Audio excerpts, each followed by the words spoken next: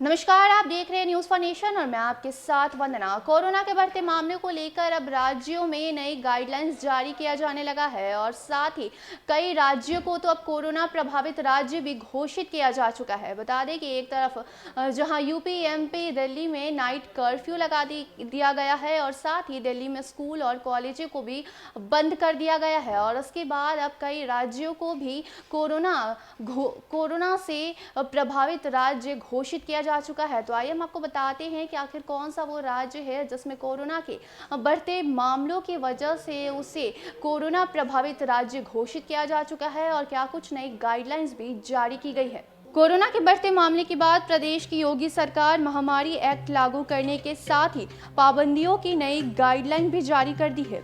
उसके मुताबिक night curfew के दौरान आवश्यक सेवाओं एवं मालवाहक वाहनों समेत एम्बुलेंस को आने जाने की इजाजत है।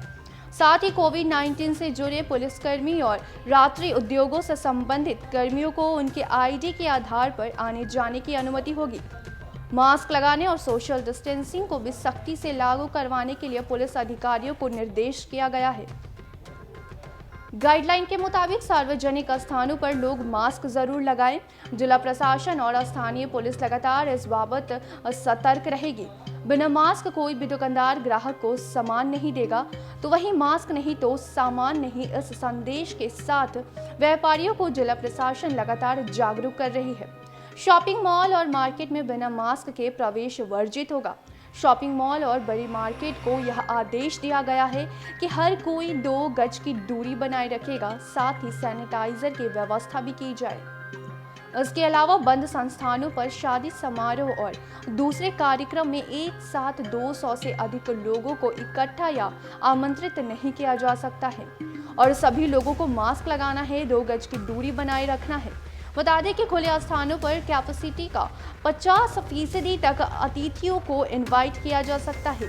यहाँ भी सैनिटाइजर, 2 गज की दूरी और मास्क के नियमों का पालन करना होगा। सभी जिले के जिला अधिकारियों को आदेश दिया गया है कि विदेश से आने वाले लोगों या यात्रियों की भारत सरकार की गाइडलाइंस का सख्ती से पालन करवाएं।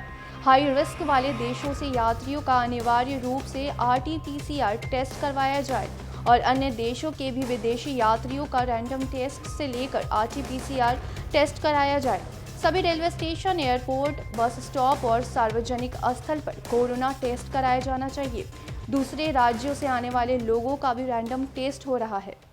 तो कुछ इस तरीके से दिल्ली के बाद अब यूपी में भी नई गाइडलाइंस जारी कर दी गई है। जी हाँ, पहले नाइट कर्फ्यू लगाए गए दिल्ली में, यूपी में, एमपी में और उसके बाद अब अगर हम बात करें यूपी की, तो यूपी में भी नए कोरोना वेरिएंट को लेकर नई गाइडलाइंस भी जारी कर दी गई है और साथ ही सबको मास्क और सैनिटाइजर और साथ ही सोशल डिस्टेंसिंग बनाए रखने का भी निर्देश जारी किया गया है। तो देखना अब ये होगा कि आने वाले दिनों में और भी कई राज्यों में किस तरीके से पाबंदियाँ लगाई जाती हैं और किस तरीके से लोगों को जागरूक किया जाता है ताकि कोरोना के मामलों में बढ़ोतरी ना हो। तो फिलहाल के लिए इतना ही। देखते रहे न्यूज़ फॉर नेशन। धन्यवाद।